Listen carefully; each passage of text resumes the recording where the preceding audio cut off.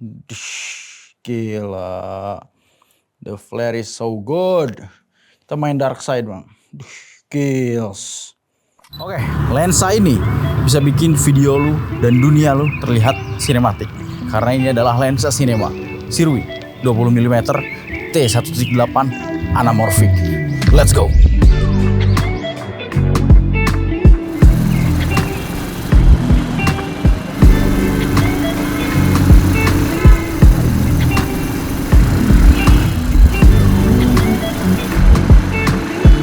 Oke, assalamualaikum. Kali ini gue pengen ngebahas tentang lensa terbaru. Ini adalah lensa sinema yang pertama kali gue cobain juga.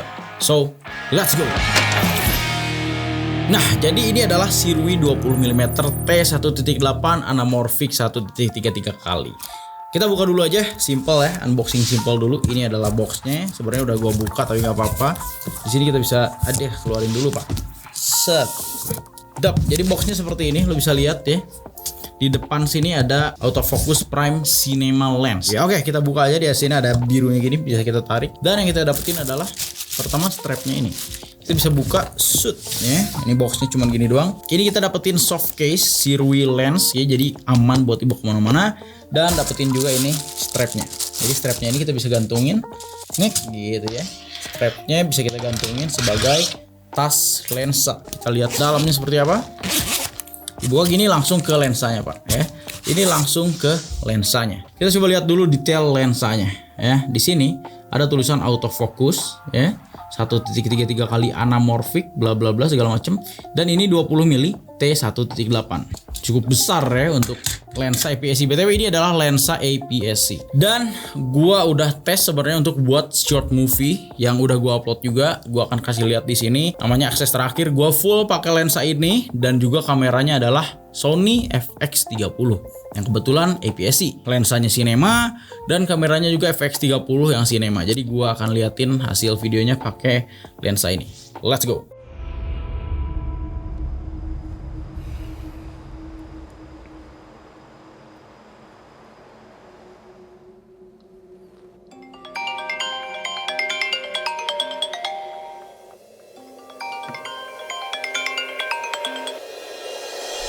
Kita semua kumpul di base camp 1 jam lagi. Gue udah kontak bos berhari-hari, tapi nggak ada kabar.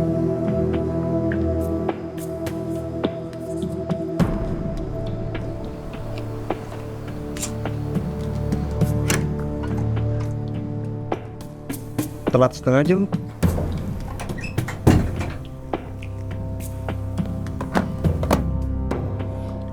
Gue udah suruh orang buat ke rumah dia, buat ambil laptop ini. Gue takutnya dibocorin kejahatan kita selama ini. Ya, meskipun duitnya gede, tapi gue nggak mau lagi buat bunuh orang terus. Terus, lu mau berusaha hapus semua jejak kita? Terus lu mau ngapain? Lu mau cabut? Lu cuma bawa mobil doang. Kita berdua yang bunuhin orang terus. Bahkan, kita nggak tahu mereka siapa. Ya sih, gue juga udah mulai kepikiran.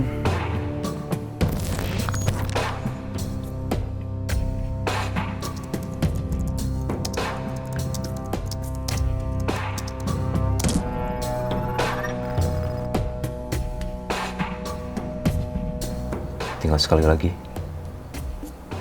Satu kali lagi percobaan. Kalau salah dia bisa tahu.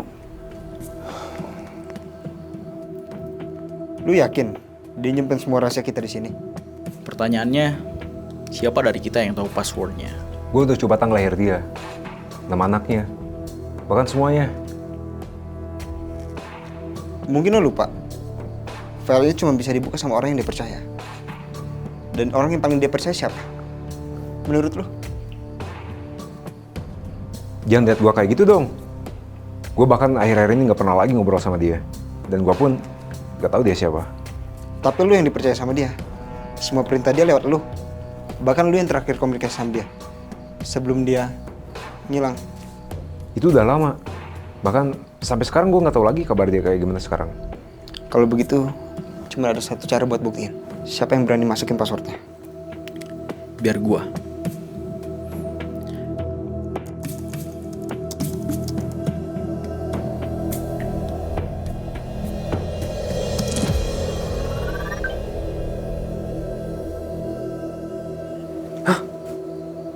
Berarti selama ini lu yang dipercaya? Atau lu dalangnya?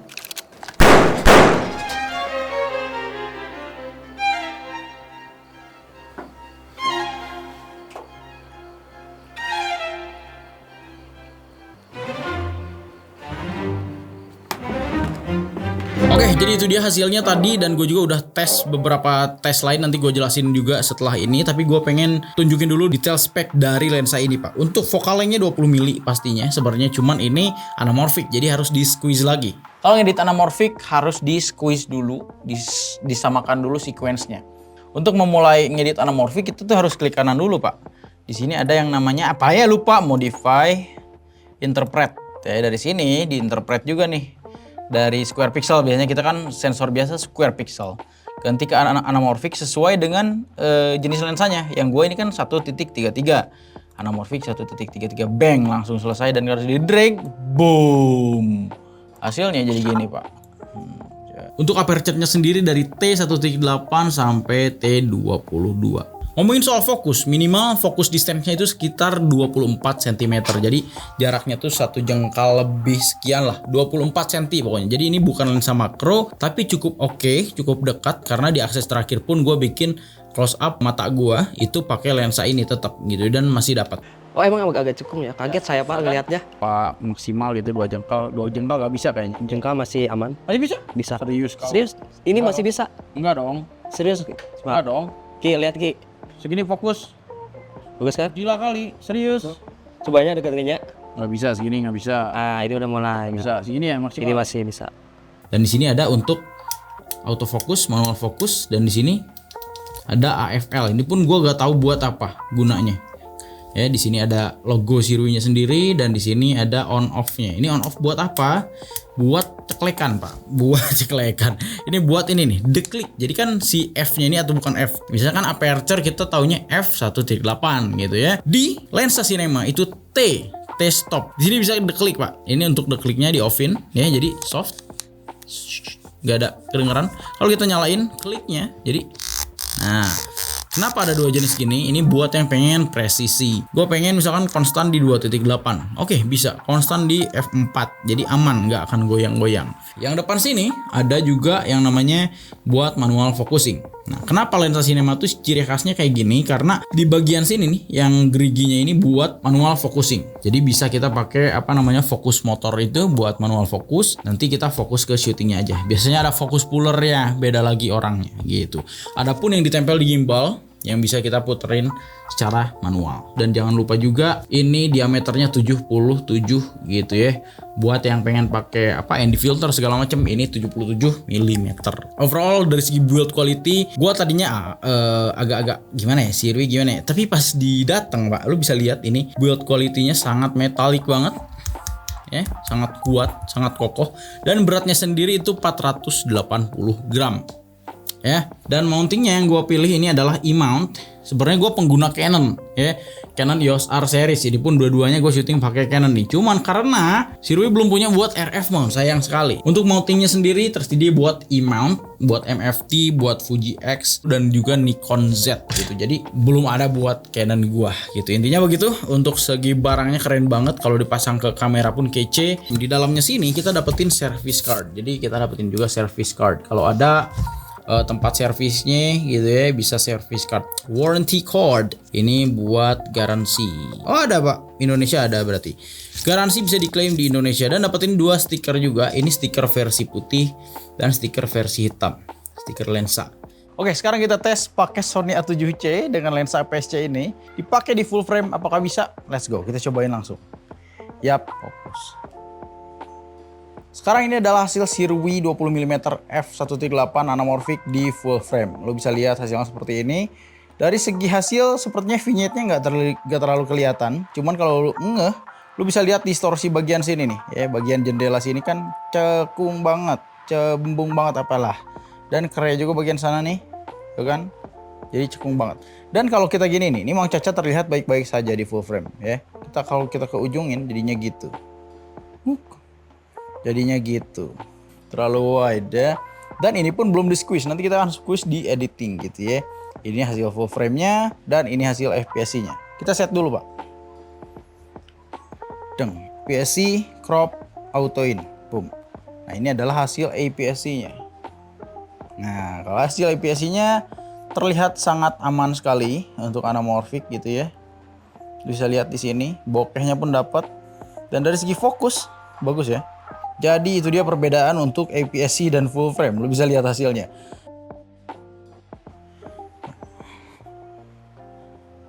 Bisa gitu. Cuman emang ini terlalu parah sih distorsinya.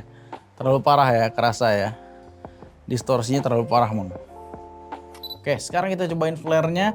Di belakang udah ada lampu yang sangat kenceng gitu ya. Kita akan coba tes flare dari Sirui Anamorphic 20 mili ini. Ini Mang Caca saya tutupin dulu dan pas digeser ke sini.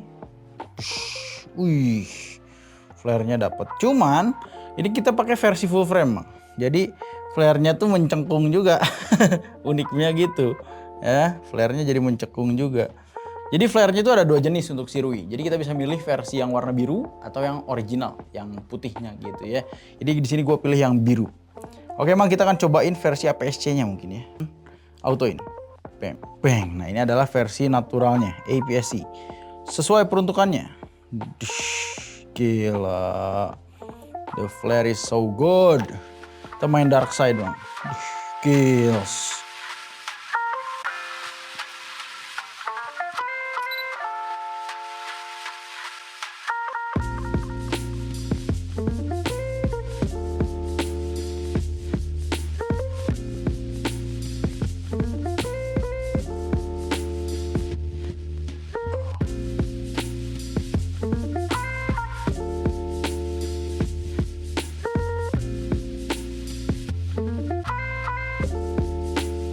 Yap, itu dia overall apa yang gue rasakan, apa yang gue alami menggunakan lensa Cinema ini.